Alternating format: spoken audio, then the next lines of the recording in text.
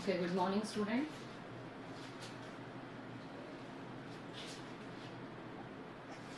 Good morning, students. So let's continue our chapter transport and communication, and today's our topic is air transport. तो हम लोगों ने क्या क्या पढ़ लिया? रोड ट्रांसपोर्ट हमने पढ़ लिया, रेल ट्रांसपोर्ट हम लोगों ने पढ़ लिया. उसमें जितने भी इम्पोर्टेंट क्वेश्चंस हैं वो मैंने आपको बता दिए. ठीक है, आप लोगों को नोट्स में उन पॉइंट्स को हाईलाइट करना है क्योंकि 1 मार्कर के अंदर बहुत ज़्यादा क्वेश्चंस जो है इस चैप्टर से आते हैं. अब देखिए, air transport is the fastest mean of movement from one place to another. कुछ भी ज़्यादा याद करने वाली चीज़ें नहीं है या बहुत ज़्यादा समझने वाली चीज़ें भी यहाँ पर नहीं है, है ना. बहुत सिंपल चैप्टर है. आपको सबको पता है कि जो टाइम ड्यूरेशन जो होता है एयर ट्रांसपोर्ट के अंदर वो बहुत कम लगता है. That's why we can say कि ये फास्टेस्ट मीन ऑफ ट्रांसपोर्ट है. It has reduced distance by minimizing the travel time. It is essential for a vast country like India, where distances are large and the terrain and climate conditions are diverse. तो यहाँ पर देखेंगे कि हमारे air transport की वजह से जो डिस्टेंस है वो काफ़ी कम हुआ है ना. हम लोग शॉर्ट टाइम पीरियड के अंदर ही बहुत दूर तक पहुँच जाते हैं. तो it is essential for vast country, है ना. ये बहुत, अगर जो बड़ी कंट्रीज होती हैं वहाँ पर ये बहुत ज़रूरी होता है क्योंकि कई बार जो, नहीं तो आप देखेंगे कि नॉर्थ से साउथ तक जाने में ही 4 दिन ट्रेन वगैरह के अंदर लग जाते हैं. तो उन सारे टाइम को रिड्यूस करने के लिए जो एयर ट्रांसपोर्ट की बहुत ज़्यादा ज़रूरत होती है इंडिया जैसी कंट्रीज के अंदर. Where distance are large and the terrains and climatic condition are diverse. तो यहाँ पर आप देखेंगे कि जो हमारी क्लाइमेटिक कंडीशन है वो भी काफ़ी ज़्यादा डाइवर्स देखने को मिलती है. नॉर्थ के अंदर आप देखेंगे माउंटेनियस रीजन्स होते हैं, है ना. आप वेस्ट में आ जाइए, वहाँ डेजर्ट रीजन्स होते हैं जहाँ पर ट्रेन्स वगैरह पॉसिबल नहीं है जाना. तो इस ऐसी सिचुएशंस के अंदर यहाँ पर ट्रेन यानी कि लैंड सरफेस जो है वो भी काफ़ी डाइवर्स होते हैं हमारे यहाँ पर. तो इसकी वजह से एयर ट्रांसपोर्ट ऐसे प्लेसेस में बहुत ज़्यादा एसेंशियल रहते हैं. Air transport in India made a beginning in 1911 when air mail operation command over a little distance of 10 kilometre between Allahabad and Naini. यहाँ पर ये देखिए कि एयर मेल एक ऑपरेशन स्टार्ट किया गया था. सिर्फ 10 किलोमीटर का ही ये डिस्टेंस रहा था सबसे पहले 1911 के अंदर. और वो जो स्टार्ट किया गया था एयर ट्रांसपोर्ट वो था आपका इलाहाबाद से लेकर नैनी तक का. कौन से सन में किया गया था? 1911 में इंडिया में. But it real development took place in post independent period. लेकिन जो अगर एक्चुअल में इसका जो डेवलपमेंट हुआ है एयर ट्रांसपोर्ट का वो भारत आज़ाद होने के बाद ही हुआ है, आफ्टर इंडिपेंडेंट हुआ है. The airport authority of India is responsible for providing safe efficient air traffic and aeronautical communication services in Indian air space.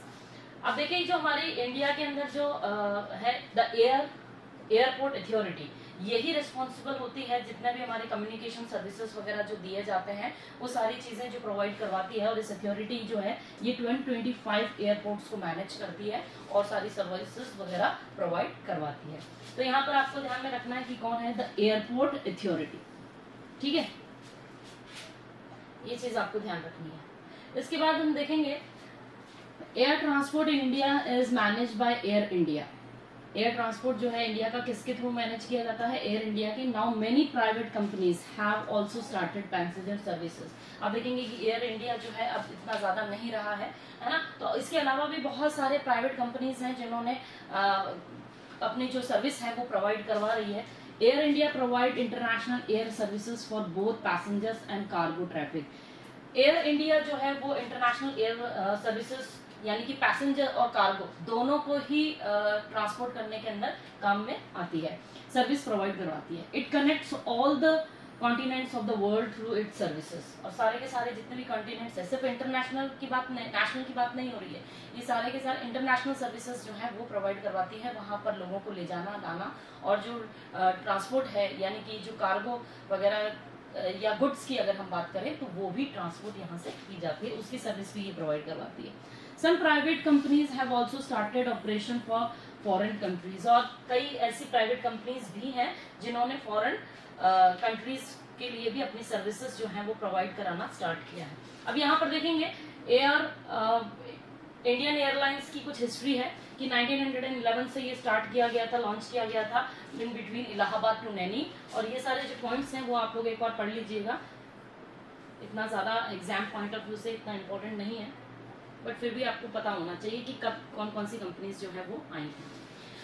In 2010 domestic movement involve 520.21 lakh passengers and about 23 lakh metric tons of cargo.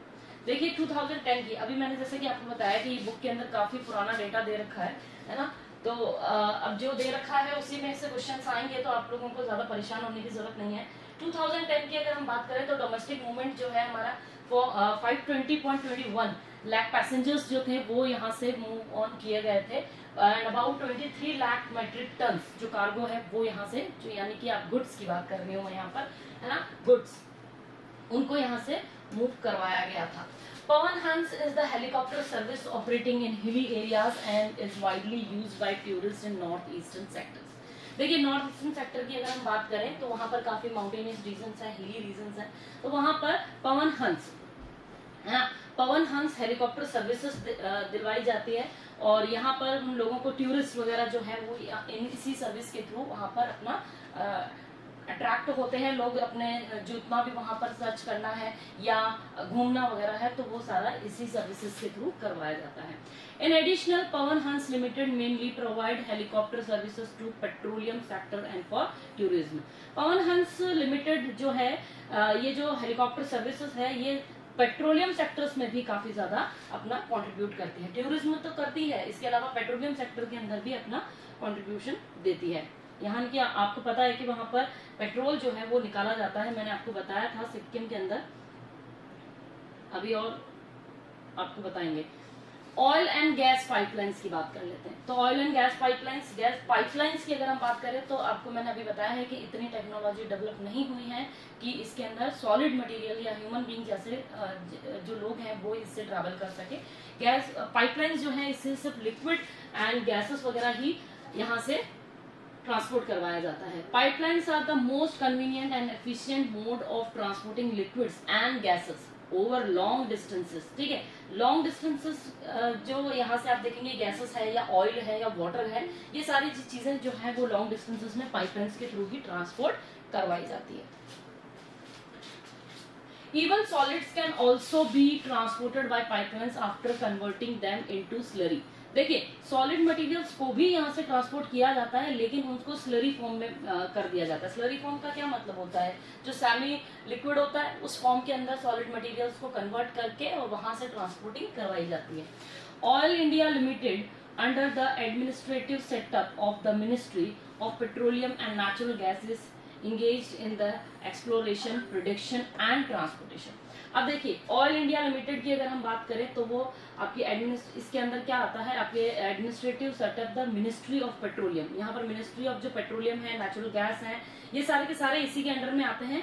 Engage in exploration, ये क्या काम करवाते हैं कि जो oil है उसको explore करना, ठीक है, उसका प्रोडिक्शन, उसका ट्रांसपोर्टेशन, ये सारे का सारा कौन करता है, ऑयल इंडिया लिमिटेड करता है। Of crude oil and natural gas, इन दोनों का ही निकालना, प्रोटेक्शन करना, प्रोसेसिंग वगैरह जितनी भी चीजें होती हैं, ट्रांसपोर्टिंग करवाना, ये सारा का सारा काम कौन करता है, ऑयल। ठीक है, तो ऑयल इंडिया लिमिटेड जिसे हम बोलते हैं। It was incorporated in 1959 as a company. अगर हम बात करें कि इसका जो स्टैब्लिशमेंट हुआ था यहाँ पर कब हुआ था, तो ये हुआ था आपका एज ए कंपनी 1959 के अंदर हुआ था। यहाँ पर ये ध्यान रखने वाली बात है कि यहाँ से 1 मार्कर के क्वेश्चंस आपके इसी तरीके से पूछे जाते हैं, तो ये ध्यान रखिएगा। ठीक है, 1 मार्कर के अंदर आपको लर्न करना है। Asia's first cross country pipeline covering a distance of 1157 kilometre was constructed by oil from Naharkatia oil field in Assam to Barauni refinery in Bihar. देखिए एशिया की फर्स्ट क्रॉस कंट्री पाइपलाइन डाली गई थी, कहां से स्टार्ट की गई थी, ये इसका डिस्टेंस क्या था, 1157 इसका डिस्टेंस था, जो कि कंस्ट्रक्टेड किया गया था ऑयल के थ्रू फ्रॉम नाहरकटिया। ये कहां पर है आपका, असम के अंदर नाहरकटिया आता है। उसके बाद बरौनी जो कि बिहार में ऑयल रिफाइनरी है, यहाँ पर ऑयल को रिफाइन किया जाता है बिहार तक, इसको बनाया गया था ऑयल के through and it was further extended up to Kanpur. और उसके बाद में 1966 के अंदर उसको कानपुर तक एक्सटेंड कर दिया गया।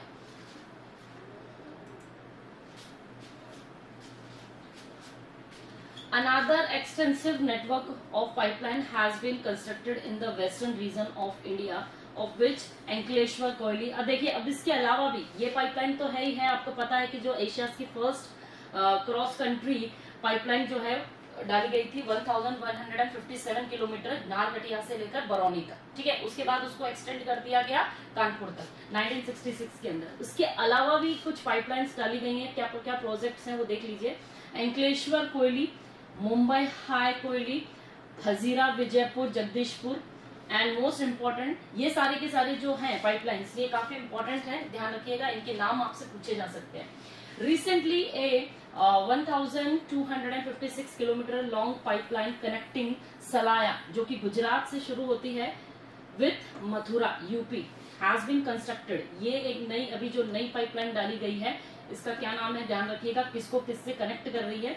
ये है गुजरात सलाया से लेकर आपका मथुरा, ठीक है, यूपी मथुरा तक कनेक्ट होती है। इसका कितना है किलोमीटर, 1256 किलोमीटर। ये भी आपसे 1 मार्कर के अंदर पूछा जा सकता है। इट सप्लाईज क्रूड ऑयल, और ये क्या सप्लाई करता है, इस पाइपलाइन के थ्रू आप क्या सप्लाई किया जाता है, crude oil from Gujarat to Punjab Jalandhar via Mathura, ठीक है। ये क्रूड ऑयल जो है वो यहाँ से ट्रांसपोर्टिंग की जाती है, कहाँ से होता हुआ जाता है, गुजरात सलाया से शुरू होता है, पंजाब जलंधर से होता हुआ मथुरा जाता है, ध्यान रखना। Oil is the process of constructing of 660 kilometre long pipeline from Numaligarh to Siliguri. ये भी एक ऑयल के थ्रू से पाइपलाइन जो है प्रोसेसिंग अभी कंस्ट्रक्टिंग प्रोसेस में है, जो कि कितना आ रहा है, 660 किलोमीटर की ये पाइपलाइन डाली जा रही है अभी नुमालीगढ़ से लेकर सिलीगुड़ी तक ये पाइपलाइन डाली जा रही है। ये प्रोजेक्ट जो है वो अभी प्रोसेसिंग में है। इसके अलावा हम बात करेंगे कम्युनिकेशन एंड नेटवर्क की। कम्युनिकेशन क्या होता है, what do you mean by communication, कोई बताएगा मुझे, what is communication? Yes, anyone can tell me? The ideas from one person to another. Very good. When we share our ideas, है ना, through phone हो गया आपका, letter हो गया, email, internet, है ना, to one person to another person, that is called communication. Good. Human beings have involved different methods of communication over time. In earlier time, the messages were delivered by beating the drum or hollow tree trunks, giving indications through smoke or fire, or with the help of fast runners, ठीक है। इसके अलावा animals का भी use किया जाता था, जैसे कि हॉर्स हो गया, camels, dogs, birds and another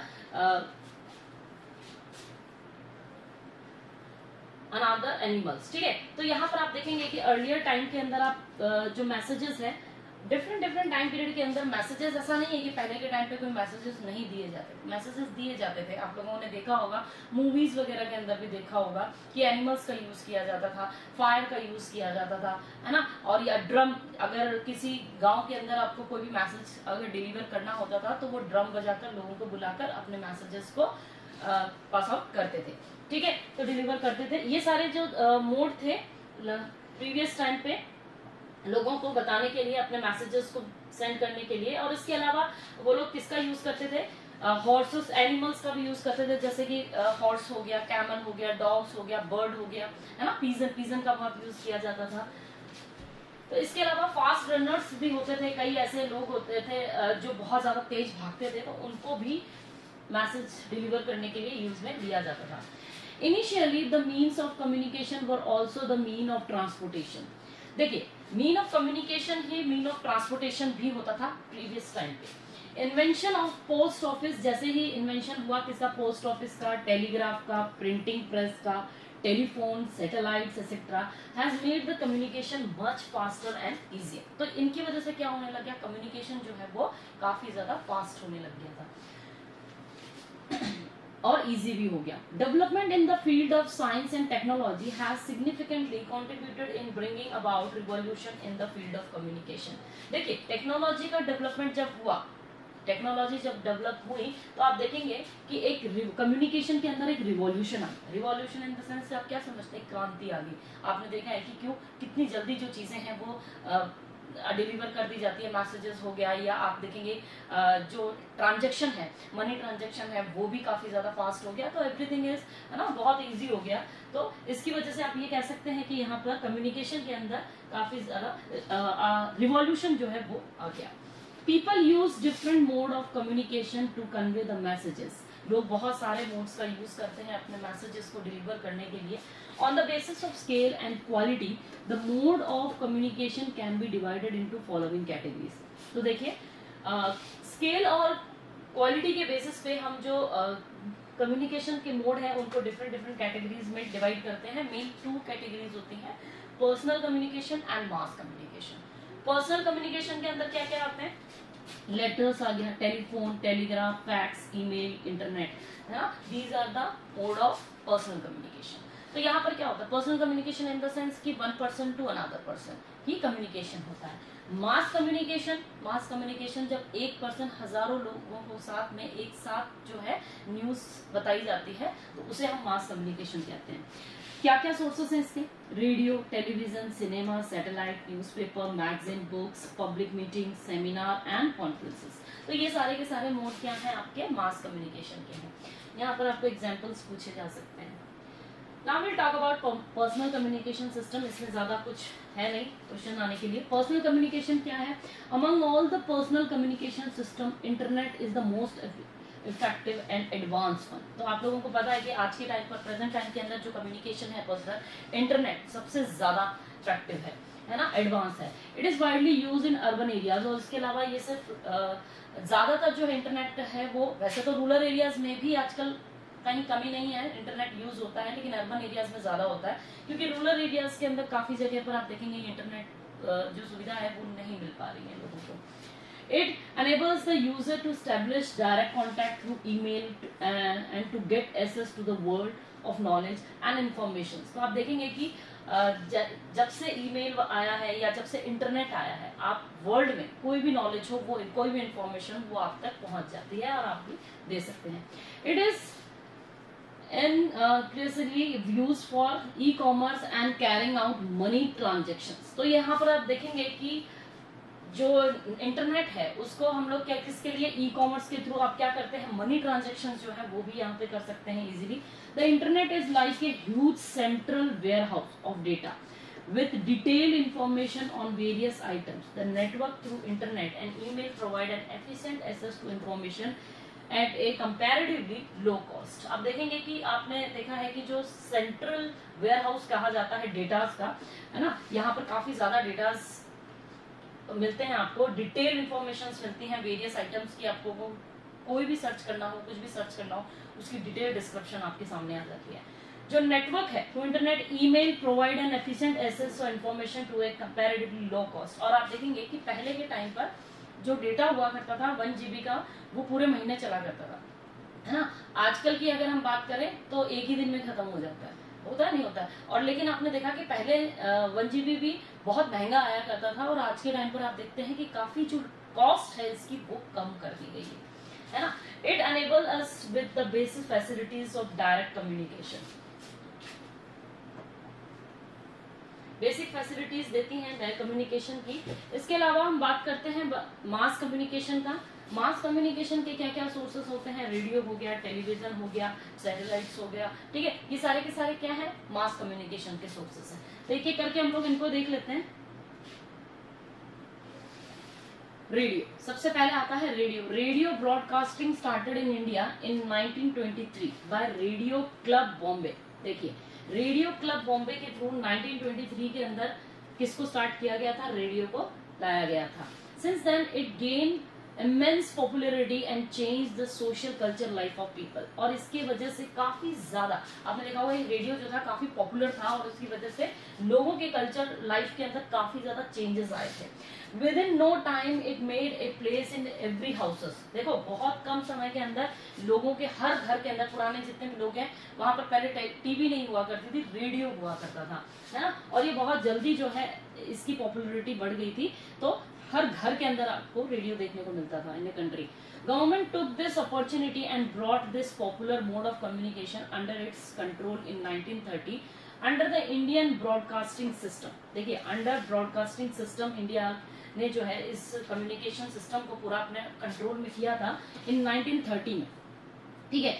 it was change to all India radio. देखो पहले इसको क्या बोला गया, इंडियन ब्रॉडकास्टिंग सिस्टम बोला गया, फिर उसके बाद में इसका नाम चेंज किया गया, ऑल इंडिया रेडियो किया गया। कब किया गया, 1936 में। उसके बाद इसको वापस से चेंज किया गया, नाम इसका कर दिया गया आकाशवाणी इन 1957, ठीक है।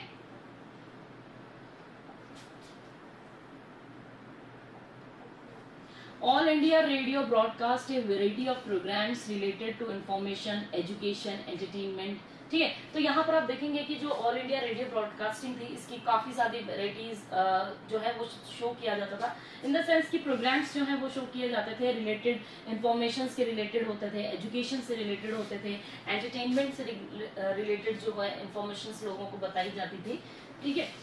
Special news bulletins are also broadcast at specific occasion like session of parliament and state legislature, ठीक है। तो स्टेट लेजिस्लेचर और पार्लियामेंट्स के थ्रू भी जो नए सेशंस होते थे या डिबेट्स हो रही थी या पार्लियामेंट में क्या क्या मीटिंग्स के जो भी है उनके भी इंफॉर्मेशन जो है अलग से वहां पर स्पेशल प्रोग्राम्स चलाकर लोगों को बताए जाते थे रेडियो पर। आप लोगों ने सुना होगा कई बार वहां पर उस समय जब रेडियो के थ्रू लोग न्यूज सुना करते थे और लाइव एक तरह से मैच देखा करते थे, सुनते थे, देखते नहीं सुनते थे, तो वो सारी चीजें यहाँ पर होती थी। Then television broadcasting has emerge as a most effective audio visual medium for disseminating information and educating masses. Initially, the TV services were limited only to national capital where it began in 1959. देखिए 1959 तक अगर हम बात करते हैं 1959 में, तो यहाँ पर ऑडियो विजुअल जो है आप लोगों को सर्विस जो है सबसे पहली बार यहाँ पर इंडिया के अंदर प्रोवाइड करवाई गई थी। मास एजुकेशन मैसेजेस वगैरह दिए जाते थे, है ना, इंफॉर्मेशंस वगैरह दी जाती थी, सारी चीजें जो है टीवी पर। और सबसे पहले की जो बात करते हैं टीवी पर सिर्फ एक ही चैनल चला करता था, है ना। नेशनल कैपिटल की बात करें तो वहां पर बिगन इन 1959 के अंदर इसको लाया गया था। DD1 डीडी नेशनल जो चैनल है वही यहाँ पर चला करता था। आफ्टर 1972 के बाद several other centres become operational. In 1976, TV was delinked from All India Radio and got a separate identity at Doordarshan. देखिए 1976 के अंदर पहले तो क्या था, टीवी वगैरह जो थी इसी से लिंक्ड थी रेडियो से, फिर बाद में टीवी जो है डिसलिंक्ड कर दी गई फ्रॉम इंडिया रेडियो, ठीक है, and got a separate identity. और उसके बाद में उसकी एक सेपरेट आइडेंटिटी कर दी गई थी जिसको जो चैनल चलता था दूरदर्शन, सबसे पहले यही आया था। After INSAT first a national television DD1 become operational, उसके बाद में ये चैनल लाया गया। Common national programme CNP were started for the entire network and its services were extended to the backward and remote rural areas. देखिए CNP जो है वो स्टार्ट किया गया था, नेशनल प्रोग्राम ही था ये भी, कॉमन नेशनल प्रोग्राम। क्या था, कॉमन नेशनल प्रोग्राम, जो कि स्टार्ट किया गया था। एंटायर नेटवर्क सर्विसेज जो थी उसकी एक्सटेंड की गई थी, जो बैकवर्ड एरियाज थे, रिमोट सेंसिंग एरियाज थे, जहां पर इजीली पहुंचा नहीं जाता है, उन एरियाज के लिए भी ये सर्विसेज जो है CNP ने प्रोवाइड करवाई थी टीवी की। उसके बाद हम बात करते हैं satellite communication. Satellites are mode of communication in themselves as well as they regulate the use of other mean of communication. However, use of satellites in getting a continuous and synoptic views of larger area has made satellite communication very vital for the country due to economic and strategic reasons. Satellite images can be used for the weather forecasting, monitoring of natural calamities, है ना, surveillance border areas वगैरह। देखिए satellites जो है एक क्या है, mode of communication ही है। इसकी वजह से आप देखेंगे जितने भी इंटरनेट्स वगैरह आप चलते हैं, लाइव चीजें आप देखते हैं, वो सारी इंफॉर्मेशन इसी के थ्रू मिलती है। इसके अलावा आपके जो सैटेलाइट इमेजेस हैं, है ना, वेदर फॉरकास्टिंग वगैरह की, यानी कि जो वेदर है, क्लाइमेट, कहाँ पर बारिश होने वाली है, कहाँ पर किस तरीके का सिचुएशन रहेगी, रेनफॉल होगी नहीं होगी, तो ये सारी इंफॉर्मेशन भी आपको किसके थ्रू मिलती है, सैटेलाइट्स के थ्रू ही मिलती है। ये नेचुरल कैलेमिटीज को मॉनिटर करता है और बॉर्डर एरियाज जो है हमारे, वहां पर भी किसका इंटरेक्शन हो रहा है, इंटरफेरेंस हो रहा है नहीं हो रहा है, ये सारी चीजों के बारे में भी सैटेलाइट्स जो है वो हमें इंफॉर्मेशन देती है। On the basis of configuration and purpose satellite system in India can be group into two. इसको देखिए टू ग्रुप्स के अंदर डिवाइड किया गया है। Indian national satellite system instant, पहला आपका है INSAT, इसका फुल फॉर्म आपसे पूछा जा सकता है। इसका फुल फॉर्म क्या है? Indian national satellite system, and IRS यानी कि Indian remote sensing satellite system. ये दो जो है इसके सिस्टम है, इसके दो ग्रुप के अंदर इसको डिवाइड किया गया है। यहाँ से आपसे क्वेश्चन पूछा जा सकता है किन दो ग्रुप्स के अंदर सैटेलाइट सिस्टम को डिवाइड किया गया है। दैट इज आपका Indian national satellite system and Indian remote sensing satellite system. The Indian national satellite system की अगर हम बात करें, विच वॉज स्टैब्लिश इन 1983, इसको कब स्टैब्लिश किया गया था? 1983 में स्टैब्लिश किया गया था। मल्टीपर्पज सैटेलाइट सिस्टम था ये, जिसमें कि telecommunication, metrological observation and for various other data programmes रखे गए थे। ठीक है, तो यहाँ पर देखेंगे आप लोग टेलीविजन वगैरह है, कम्युनिकेशन के पर्पज से है, वेदर फोरकास्टिंग है, ये सारी की सारी जो पर्पज थे इनको सबको पूरा करता था कौन? INSAT। ठीक है, इंडियन नेशनल सैटेलाइट सिस्टम, जो कि 1983 के अंदर लॉन्च किया गया था। The IRS satellite system become operational with the launching of IRS first A मार्च 1988। यहाँ पर देखिए कब किया गया था? 1988 के अंदर IRS को लाया गया था। ये हुआ था रशिया में। ठीक है, लॉन्च कहाँ से हुआ था? ये रशिया से इसको लॉन्च किया गया था। कौन सा प्लेस था? वाइकनोर जो प्लेस है रशिया के अंदर, वहां से इसको लॉन्च किया गया था। India has also developed her own launching vehicle PSLV, polar satellite launch vehicle भी यहाँ पे इंडिया से लॉन्च किया गया था। These satellites collect datas in several spectral bands and transmitted them to the ground station. तो ये सारे के सारे ये जो सैटेलाइट्स हैं वो क्या करते हैं? सारे के सारे डेटाज जो है वो कलेक्ट करते हैं और जो ट्रांसफर करते हैं, जो ग्राउंड सरफेस पे जितने भी जो लगाए जाते हैं मशीन वगैरह, उनसे सैटेलाइट्स के सारे डेटास को कलेक्ट करते हैं, एनालाइज करते हैं, प्रोसेसिंग करते हैं और उसके बाद में अदर पर्पस यूज के लिए दिए जाते हैं डेटास को। तो उसी की वजह से आप लोगों को ये बताया जाता है कि सारी जो इन्फॉर्मेशन दी जाती है मैप के थ्रू, ये सारी चीजें वो इन्हीं से दिया जाता है, जितने भी पिक्चर्स वगैरह आपको दिखाई जाती है। The national remote sensing centre NRSC, याद रखिएगा, फुल फॉर्म पूछे जा सकते हैं, at Hyderabad provides facility for acquisition of datas and its processing. देखिए एक्वायर करना, ठीक है, ये क्या करता है? ये एक ऐसी ऑर्गेनाइजेशन होती है जो जितने भी डेटाज होते हैं ऊपर सैटेलाइट्स जो भी वापस ट्रांसमिट करता है उसको सबको कलेक्ट करता है, एक्वायर करता है, डेटा को प्रोसेसिंग करते हैं और उसके बाद उसको एनालाइज करके अदर यूजर्स के लिए डाल दिए जाते हैं। These are very useful in the management of natural resources. ठीक है, जो नेचुरल रिसोर्सेज का मैनेजमेंट है वो इसकी वजह से काफ़ी यूजफुल रहा है उसके अंदर, कि किस तरीके से मैनेज करना है, किस तरीके से नहीं करना है, कहाँ पर क्या चीज़ें हैं, कहाँ पर क्या चीज़ें नहीं है, वो सारी चीज़ें जो है वो सैटेलाइट से हमें इंफॉर्मेशन जो है पहले से मिल जाती है। देखिए आपको पता है सैटेलाइट्स जो है वापस सारा डेटा जो है यहाँ से कलेक्ट करती है और वापस ट्रांसमिटेड कर देती है। और यहाँ पर क्या होता है? यहाँ पर कुछ इस तरीके के जैसे आप लोग डिस्क वगैरह रहते हैं, यहाँ पर भी लगे रहते हैं इस सेक्टर्स के अंदर, ऑर्गेनाइजेशन के अंदर, और वहाँ पर सारे डेटास को कलेक्ट करते हैं, प्रोसेसिंग होती है, एनालिसिस होता है और उसके बाद में जो अदर वर्क्स के लिए उनका यूज में कर दिया जाता है। ठीक है, तो ये चैप्टर आपका यहीं पे खत्म होता है। Hope you understood. क्या कोई प्रॉब्लम है आपको इस चैप्टर में? इज देयर एनी प्रॉब्लम बेटा? Just tell me yes or no, clear बेटा। I am asking to you all, मैं सबसे बात कर रही हूँ, सबको जवाब देना है। क्या कोई प्रॉब्लम है आपको इस चैप्टर में? No, ma'am. Okay.